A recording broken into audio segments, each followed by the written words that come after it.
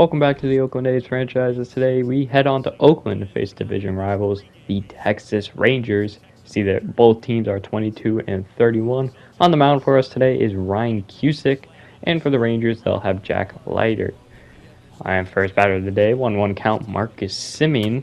He hits a flare out to left field, and that will just bloop in front of Bo Karlik for a base knock. Starting off the day with a leadoff hit here. And next batter up, it is Nathaniel Lowe. And he gets a pitch over the middle. He drives to deep right center field. And this one will be down for extra bases. He'll get in there with an easy double. Marcus Semien will score from first base. So the Rangers are off to an early 1-0 lead. On Daniel's 10th double of the year. Go now Corey Seager in a 3-2 count. He flies out to center field. Almora on the catch. We'll hold Nathaniel Lowe at second.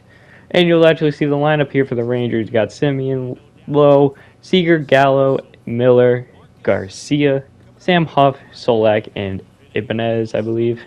Next batter, after a Joey Gallo walk, it is a deep fly ball from Brad Miller. And that ball will sneak over the wall, and the Rangers extend their lead to 4-0.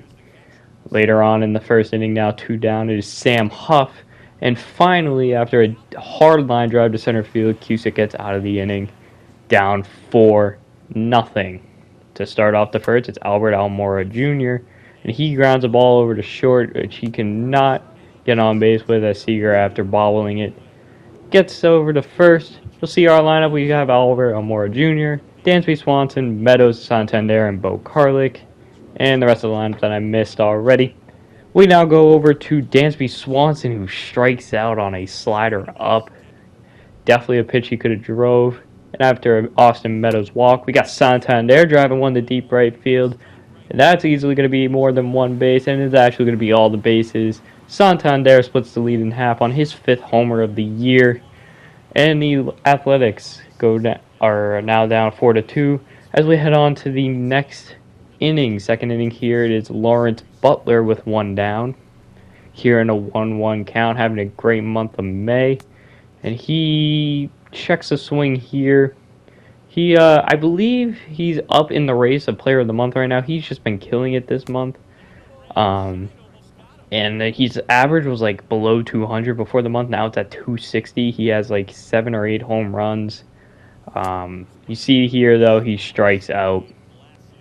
And now we go to the top of the third, where it's Corey Seager once again.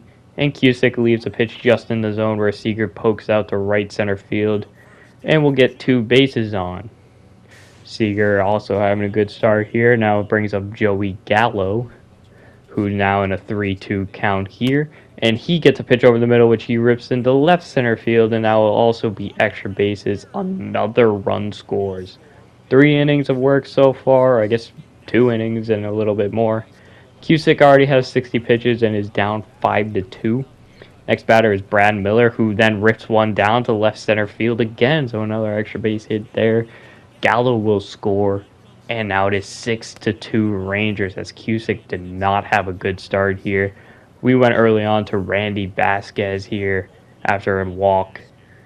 And here, first batter, he faces a fly ball to center field, which will score a run, which will be another earned run. So 7 earned runs for Ryan Cusick here in not even 3 innings of work. We now go to the end of the inning, where Randy Vasquez strikes out Semien to get out of it, only allowing that 1 run, which was an earned run for Cusick. Here with a runner on, Albert Almora rips one to right field for a base knock. Will advance, I think that's Odor, to third. It will basically end up till nothing until Anthony Santander, 3-2, 2 outs. Almora's going, and Santander walks, so the bases are now loaded here. Bo Karlik up, one of the better average hitters on our team, still batting down below in the 5th spot due to his on-base percentage.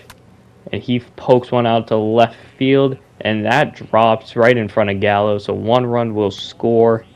Don't even attempt to run on Gallo's arm, which then brings up a 3-1 count to Zach Jaloff. Base is still loaded here with 2 down, and Jaloff takes a walk, so now we put up 2 runs there. It is now 7-4. On to the top of the fourth now. It is Joey Gallo once again. He dribbles up to Randy Vasquez, who puts in 2 solid innings of work after coming in for relief. And now we go to the 5th inning here, where it's 3-1. It's Brad Miller, and he drills one to right field, and this one will get down for extra bases. Besides this hit, though, Randy Vasquez had a really solid day, and he's had a really good year for us, all in all. Here he gets 2 outs, runners on the corner, and then he makes, I don't know who that is, pop up there to end the inning. So he does 3 innings of solid work, only really allowing that extra base hit, maybe a few hits here and there. Jack Leiter still pitching as he pitches to Santander, who's late on a fastball, but just able to poke it over the wall. Santander hits his 2nd homer of the day, his 6th on the year, and it is now 7-5. The Athletics trying to mount a comeback here. 3-1, 2 outs to Bo Karlik. He draws a walk, who's probably our best base stealer here. It looks like I go for a hit and run here with a foul ball, and Joey Gallo is able to get over here and make a fantastic play. After that, we'll go to Eniel de los Santos here, and first batter up is Nathaniel Lowe. And even though Joey Gallo just made a great play, Bo Karlik one-ups him with a diving grab here in left field. Our best, I think, fielder in the outfield altogether. Bo Karlik finally making some great plays. Diving catch here, you can see the stat cast on it. And Eniel de los Santos almost gets out of the inning with nothing damage done. But Joey Gallo rips one up the middle for a base knock. It is now 8-5 Rangers. On now to the next half of the inning. Dennis Santana here in the bottom of the 6th facing Lawrence Butler. 0-for-2 on the day before this hit, but he bloops one in the left field for a base knock, and he tests the arm of Gallo in left field, and he gets over to second. So a double for Lawrence Butler. Nothing will come out of it, though, as Albert Almora Jr. just dribbles out with 2 down. And it's still 8-5 Rangers. Next inning here, top of the 7th, it's Nick Solak. He strikes out at the end. It's 8-5 still.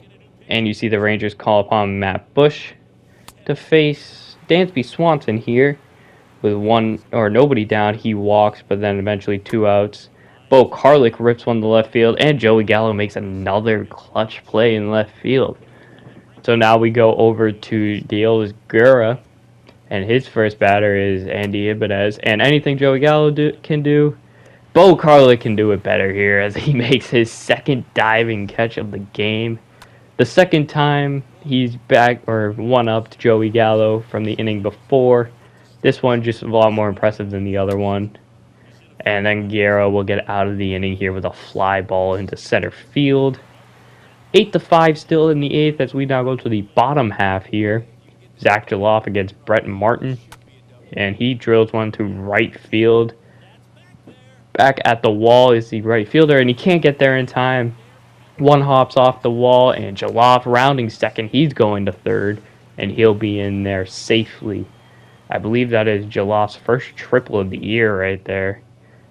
Leading off the inning, now Lawrence Butler comes up, and he dribbles one too short, which will get him out, but he brings the run home, so now it's 8-6.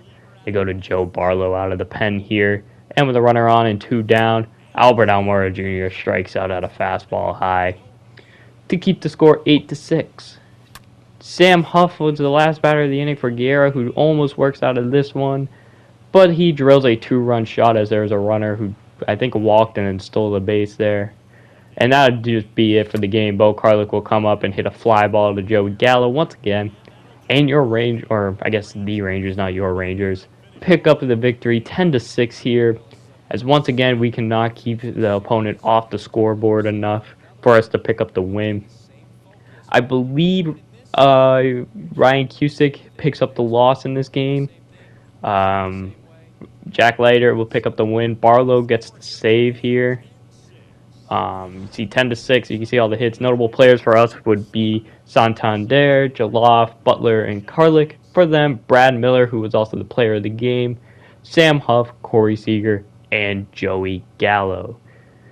As you can see, Brad Miller had the best day out of everyone for the Rangers. 3 for 5 with a home run and 2 doubles. While for us, Santander went 2 for 3 with 2 homers. I think he had a couple walks. And after that game, I called Ryan Cusick down to AAA, and I ended up calling up Caleb Killian to the main roster. So his debut will be in the next episode. But for this episode, we're going to actually have the draft, which I actually did not show this time. I just showed the recap here.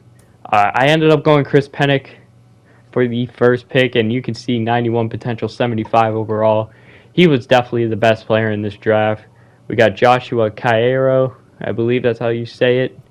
Not a bad guy there. We got Milt Clark, starting pitcher. We got left fielder Julian Acosta, shortstop Joe Wells, first baseman Gil Valdez, and the closing pitcher Riley Fisher.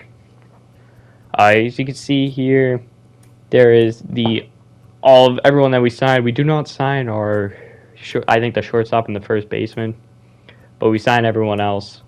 And then afterwards, we'll check out some players here. People that I were thinking about drafting, or I was thinking about drafting, but I did not, as I went Chris Pennick first round, and most of these guys are first round guys. The best pitcher in the draft, which we'll definitely take a look at later, is Timmy Holloway.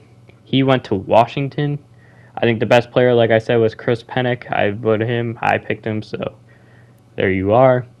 Miguel Marquez was another guy I thought about getting. He went to Baltimore, and he looks just as good. A little worse of a fielder, but a better bat than Pennick. We go Chu Yang, a little worse player, but same potential at second base as Chris Pennick, so either or would have been fine for us. He ends up going to Detroit. You can see here Daniel Castaneda. He was a center fielder that had a lot of promise, a lot of speed, a lot of power. I think he went to the Twins. Kenny Felton here. I don't know what team he went for. To the Texas Ranger. Hideo Chow. He went to Philadelphia. We got Timmy Holloway, like I said, the best pitcher. He went to Washington here. And the last one is Adrian Suarez, I believe. He was the highest potential player in the draft. He went to Cincinnati. I want to thank you guys for watching this episode of the A's franchise. The last thing I show you here is Lawrence Butler actually did win Player of the Month. So thank you guys for watching, and until next time.